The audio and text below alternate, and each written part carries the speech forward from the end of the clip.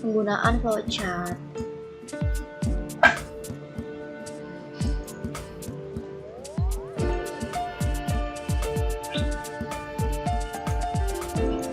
Pengertian flowchart adalah urutan proses kegiatan yang digambarkan dalam bentuk simbol atau didefinisikan sebagai diagram yang menyatakan aliran proses dengan menggunakan anotasi semisal persegi, panah, oval, wajib, dan lain-lainnya.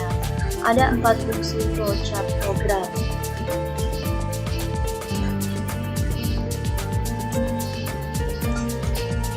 Yang satu, memastikan program memiliki alurnya sendiri. Artinya flowchart dapat membantu programmer untuk melihat alur atau pola kegiatan alur sebuah program aplikasi dengan demikian dapat mencegah malfungsi dari program komputer yang sedang dibuat.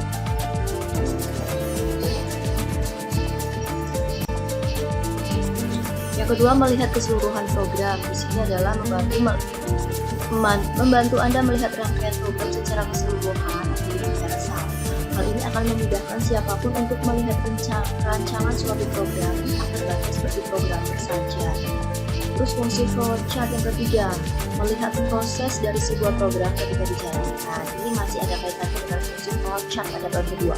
Flowchart program dapat digunakan untuk melihat proses-proses yang akan terjadi ketika program dijalankan. Fungsi yang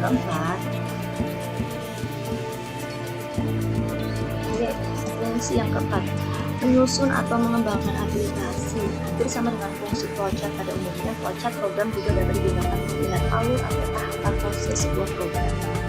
Simbol pada flowchart. Nah, yang pertama adalah terminator atau simbol terminal. Ini fungsinya menunjukkan permulaan start atau akhir stop dari suatu proses ini dalam namanya. Yang kedua, flow direction symbol atau simbol arus. Yang pakai garis panah. Digunakan untuk menghubungkan antara simbol yang satu dengan simbol yang lain atau connecting line. Simbol ini juga berfungsi untuk menunjukkan garis alur dari proses. Proses simbol atau simbol proses digunakan untuk menunjukkan kegiatan yang dilakukan oleh komputer pada bidang industri proses produksi barang. Simbol ini menggambarkan kegiatan inspeksi atau yang bisa dikenal dengan simbol inspeksi. Ini simbolnya persegi panjang. Decision atau simbol keputusan ini ya, belah ketupat. Fungsinya untuk memilih proses atau keputusan berdasarkan kondisi yang ada. Simbol ini biasanya ditemui pada flowchart program. Output, input, output, simbol keluar masuk. Ini jajaran genjang. Menunjukkan proses input output yang terjadi tanpa bergantung dari jenis peralatannya. Predefinite proses atau simbol proses terdefinisi ini ya, seperti persegi panjang tapi ada garisnya. Merupakan simbol yang digunakan untuk menunjukkan pelaksanaan suatu bagian prosedur subproses. Dengan kata lain, prosedur yang berinformasi di sini belum detail dan akan dirinci di tempat lain. Konektor atau unpack ini pakai lingkaran. Fungsinya adalah untuk menyederhanakan hubungan antara simbol yang letaknya berjauhan atau rumit bila dihubungkan dengan garis dalam satu halaman. Ini adalah satu halaman konektor. Kalau konektor unpack, nah seperti ini.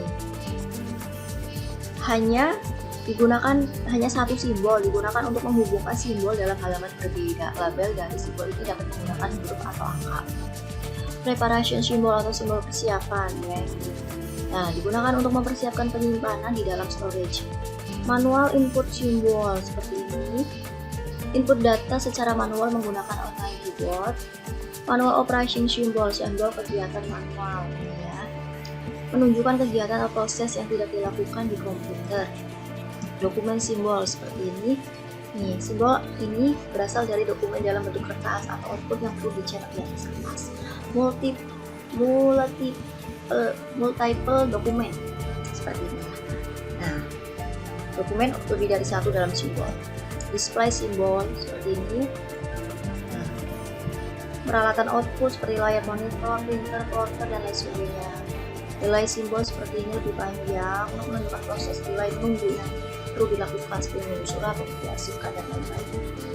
Jenis-jenis flowchart, ada flowchart system.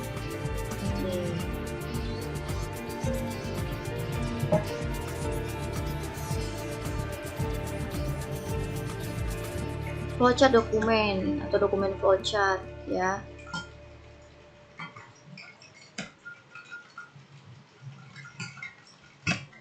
Yang ketiga flowchart skematis flowchart ini. Yang keempat flowchart program flowchart, bagian akhir yang menggambarkan tahapan dan proses sebuah program.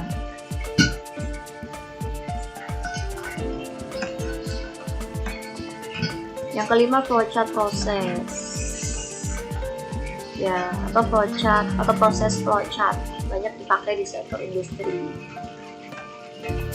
Fungsi ini melihat prosedur dalam suatu proses produksi. Bisa juga untuk melihat jarak dari langkah satu ke langkah lain, lengkap dengan time proses yang dibutuhkan. Nah, ini contoh flowchart untuk menemukan penjumlahan dari 529 dan 256. Jadi yang pertama ini adalah startnya pakai connect terminator tadi. Nah, rate ini adalah pakai jajar ini yang proses input. Nah, ini masukkan A, B, terus ini diproses pakai persegi panjang sum atau penjumlahan antara 529 dan 256. Nah, diproses hasilnya ini keluarnya. Nah, N pakai terminator lagi. Ini flowchart sistem antrian rumah sakit. Yang pertama tadi pakai dengan start, proses, ini pemilihan pakai belah ketupat, yes atau tidak, semuanya. Selanjutnya sampai di sini. Algoritma dan flowchart. Ini menghitung luas segitiga. Algoritma menghitung luas segitiga ini ya, dianalisis input alas dan tinggi. Luas segitiganya rumusnya adalah alas kali tinggi dibagi 2. Algoritmanya berarti masukkan nilai alas dan nilai tinggi segitiga. Maka untuk menghitung luas digunakan rumus alas berarti yang sudah ditentukan. Rumus untuk menghitung luas segitiga yaitu luas sama dengan setengah kali alas kali tinggi. Nah, nilai luas akan dicetak sebagai output berdasarkan output keluaran. Nah, ini hasil untuk menghitung luas segitiga ya. Dari terminator, input, setelah ini proses, tampilkan luas, tampilkan luas, terminator lagi seperti ini.